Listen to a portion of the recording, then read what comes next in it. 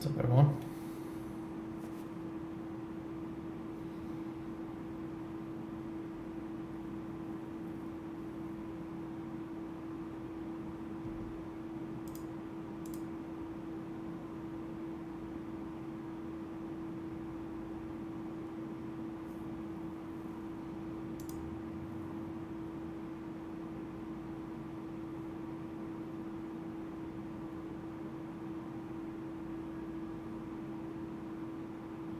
So we will get started here shortly, guys.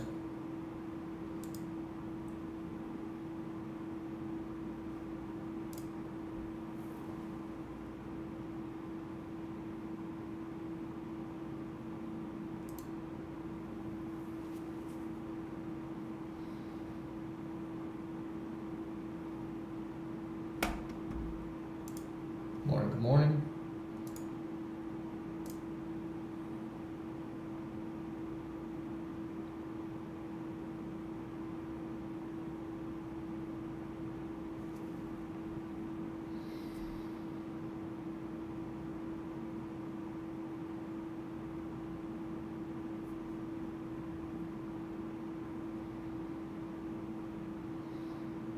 I'm gonna give it another minute or two, guys, and then we're gonna get started here.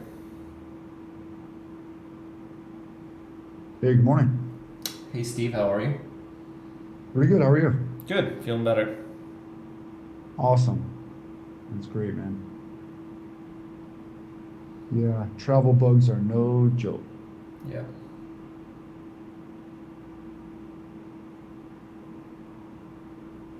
What's up, guys? What's up, Andrew?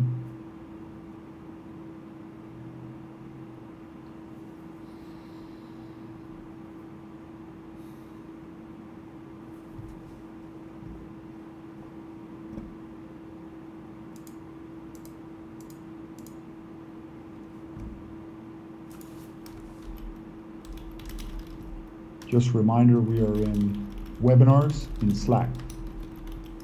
So if you didn't get your Slack invite and you're new, feel free to email me, stevenrh1@myinvestingclub.com, and I'll send it.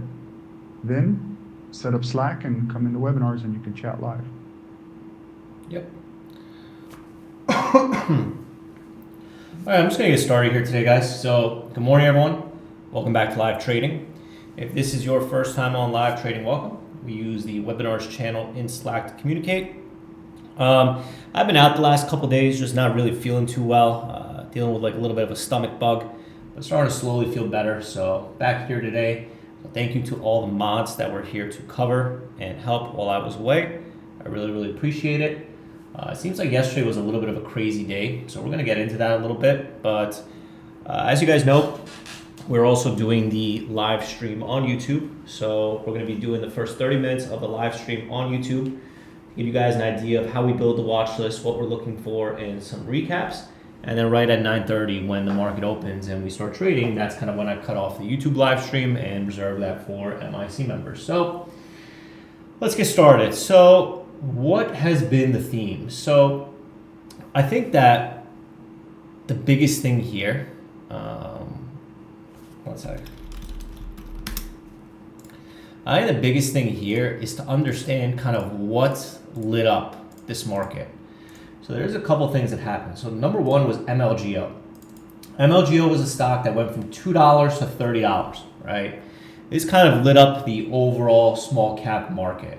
That got people to start going crazy buying random stocks. It's just like I said, guys, when there's one big runner that appears, everyone's always looking for the next runner and the next runner and the next runner, and that's kind of what we call the sympathy plays. That's kind of what we call the sector plays and whatnot. So MLGO started to light up a lot of stocks. MLGO lit up CSAI, right? It lit up CSAI from 6 to 11. It lit up BIAF from 50 cents to $1.50. It lit up ICCT from freaking 25 cents to $5. Holy cow, right? And then it lit up WTF from $3 to $27.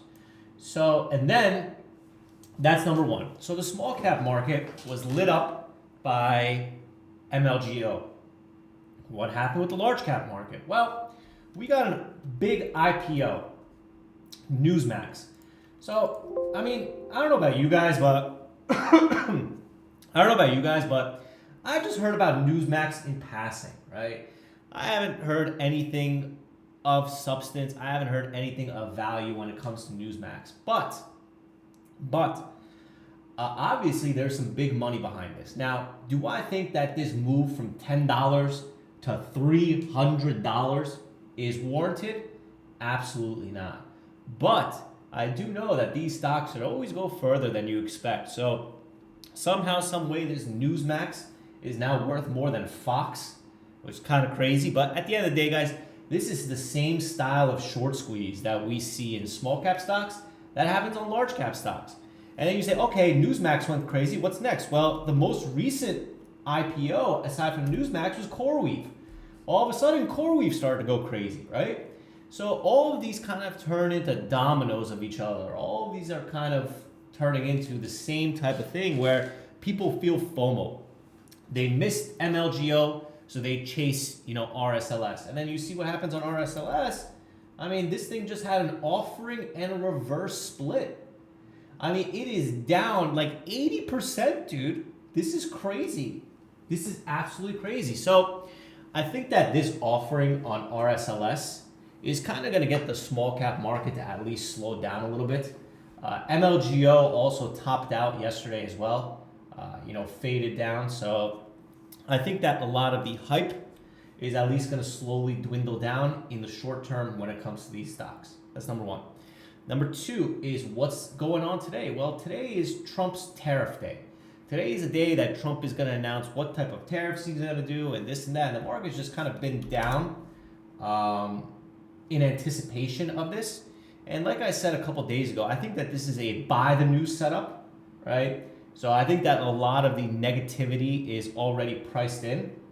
And after he makes his tariff announcement, I think it's at the market close, that we're probably going to see some rebounds on the overall market names. So that's that.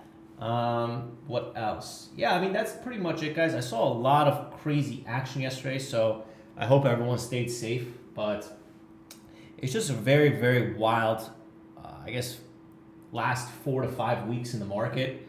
It's been crazy volatility, crazy action, crazy freaking everything. I mean, this Newsmax is the perfect example of what the hell is going on. $10 to $300 in 2 days. I mean, obviously it's a short, but because it's so obvious, that's kind of what's causing all these crazy moves. And the range is so expanded. It's trading, up or down $100, $150 per share per day. It's very, very difficult to trade these stocks. So the main thing that I want to focus on is the stocks that people forgot about. So that's kind of why I took a starter earlier this morning on ICCT, just into the 350 pop. Kind of felt a little bit of FOMO, secured that FOMO with a little bit of starter size, but I certainly hope that we get a really big bounce towards this red to green, because now we're entering day 3 of the stock, and this stock came from 25 cents. So all of the momentum is subsiding. Also, RSLS had an offering today. A lot of that momentum is subsiding. MLGO topped out yesterday. A lot of that momentum is subsiding. Newsmax is red on the day. A lot of that momentum is subsiding. So I'm using context clues, guys, of other stocks that are kind of topping out, other stocks that are kind of starting to act weak, and trying to piggyback those trends, right? So for me, because RSLS had an offering and a reverse split, I'm probably going to ignore that. But if I see that ICCT is up from 25 cents to freaking $5 and it's starting to act weak, why can't it go back to $1.50 or $2, right? Same thing with Newsmax. Newsmax is way above my pay grade, way too difficult for a guy like me. But after it tops out, hell, maybe I'll put on 1,000 shares and try to ride it down. But at the reality is that for now, the market is just so bizarre and so difficult that it doesn't really make sense to be aggressive with your size, right? So I'm very happy that I wasn't around yesterday. I'm sure I would have certainly taken a loss on something yesterday. So that's kind of what my mindset is overall. My overall mindset is there's a lot of things moving. There's a lot of things happening. a lot of things that are kind of getting the market excited. And, you know, you never know. Newsmax might go to 400 today. This WTF might go to 40 today, you know? So there's a lot of things that are rather difficult in this cycle. So I think our best bet is, once again, to just size down and be patient, wait for it to kind of get easier. I do believe that with a lot of these stocks like RSLS kind of going down, BIAF going down, ICCT going down, Newsmax going down, that we may have a little bit of extra weakness today. And if I do see that the market is acting a little bit weaker than normal, that is when I'm going to start to size up. That's when I'm going to start to get aggressive, and that's when I'm going to start to, get out of this cautious mindset that I have. So that's my overall thoughts on the market. And now let's get started with the watch list. So the way that we build the watch list is we always go the previous day's watch list first and build from there. Also, if you haven't seen yesterday's YouTube video, I highly suggest watching it. Let me know what you guys thought about it real quick. Yeah, really great video.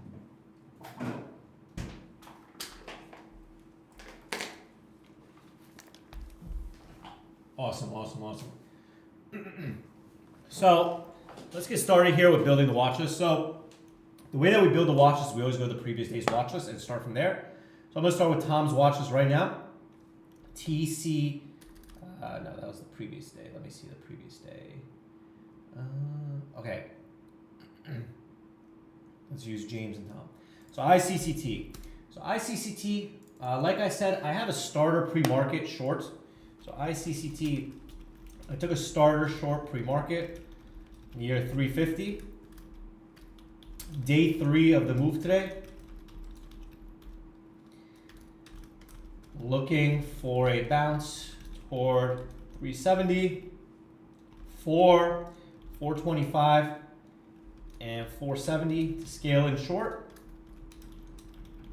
Wide range, so use less size until it's confirmed. IBO, actually this ICCT is going down a little bit, so let me try to reduce some on the dip real quick. So I'm going to try to reduce some ICCT on the dip here for a little bit of profits while I'm making this.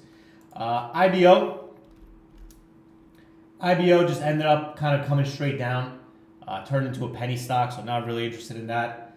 MLGO, I think topped out, but I would wait for a major bounce to short.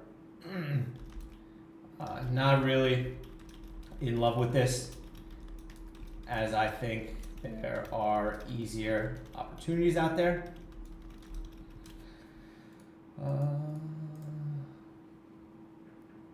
BIAF. So BIAF is a $1 stock.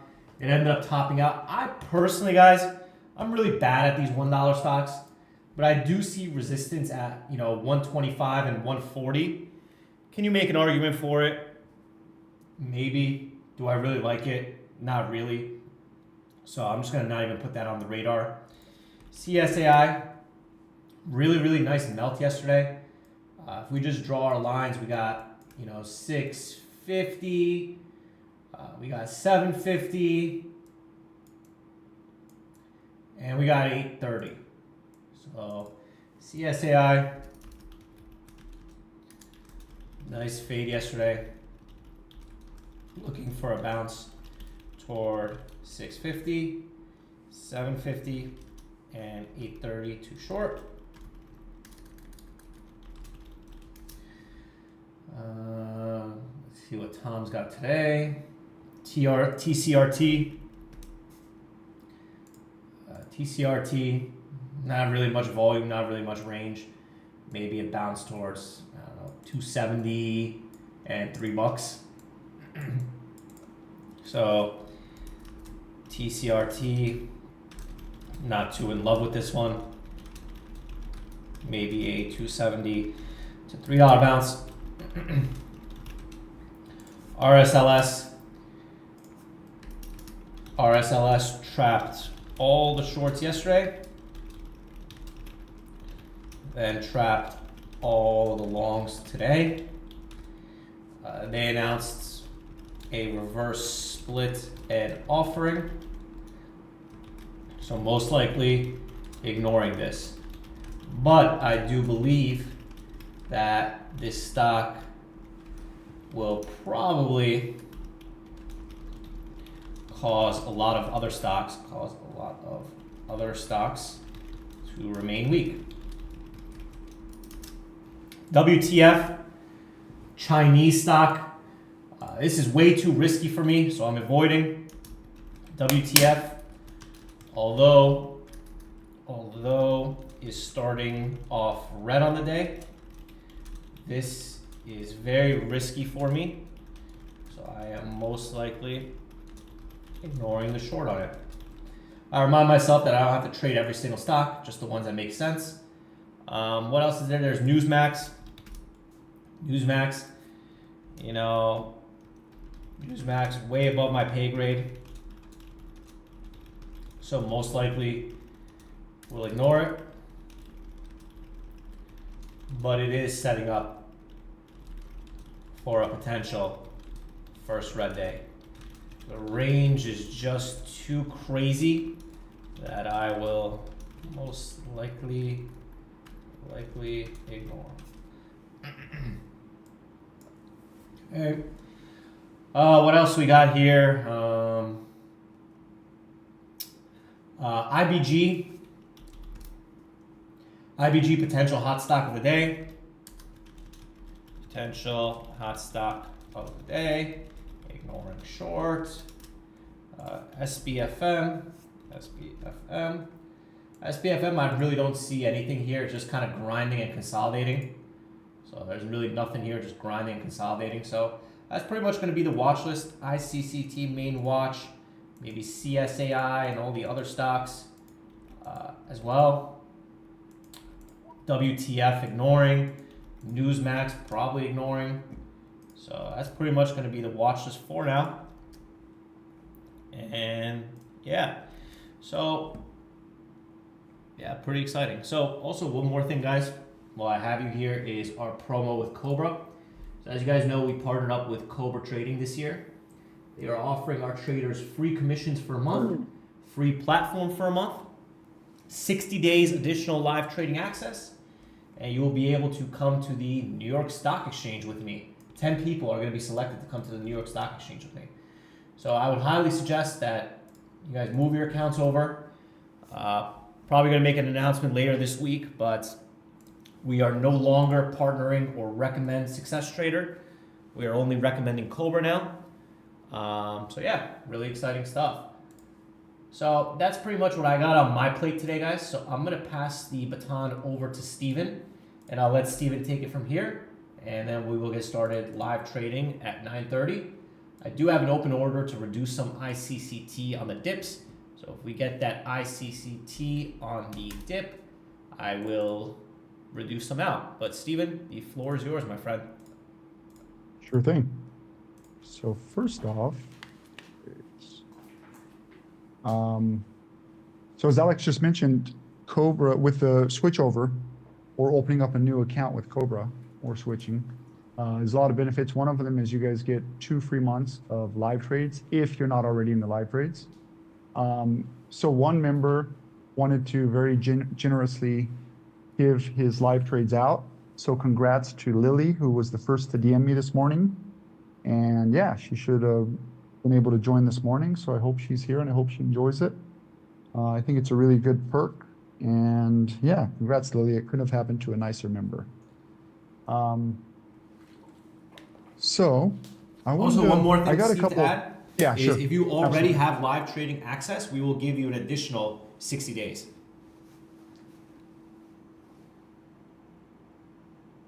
Cool. So I got a couple emails about this. Actually, it's kind of funny. I had like 2 over the weekend about this and like 1 yesterday. But a lot of members who were listening in on the live trades were curious about the discipline workshops. So I thought I'd just do a quick overview of it, and also to, some guys were thinking about joining because of the discipline workshop. And we have a lot of new members that might not be active in there. So I thought this would be a good time to kind of do a quick refresher course. So today, yeah, great stuff, Lily. Well deserved. So today I kind of want to go over proper planning and obviously the participant workshop. Here are my notes, which I will read. We've only got about 6 or 7 minutes. I'm gonna try not to go over. So then if you guys have any questions, comments, or anything to add, please just feel free to add now, because we won't have much time by the time I get through it. Then we could kind of read through them real quick. So proper planning, this is a really big one, and I still have a lot of conversations about this, so that's another reason I thought this would be a good refresher topic. Proper planning, what is a full plan? We need full plans on our trades to keep the emotions out, right?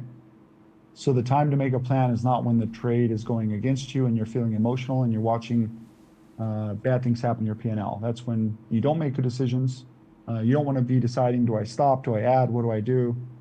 Completely wrong time to make those decisions. So before we enter any trade, we always have a full plan on our trades. You should define your risk amount, the location of your entries, your hard stops, covers, and your share size. Share size is obviously tied in with your risk amount. So all those factors combined create a full plan. We need a max daily loss and max shares at the broker level, always. Proper risk management is key. The great thing about Cobra is, and another good reason that it's good to talk about this, because a lot of members are setting up their Cobra accounts. Right away, you need to email them or chat with them from their website and tell them what kind of max daily loss you want. The great thing about Cobra is you do not have the ability to modify it yourself within the first day. If you message them, it would have to be effective the next day. So if you're in a bad trade, everything's going wrong, you get stopped out, then that's it. And that's exactly what we want. That's the entire point.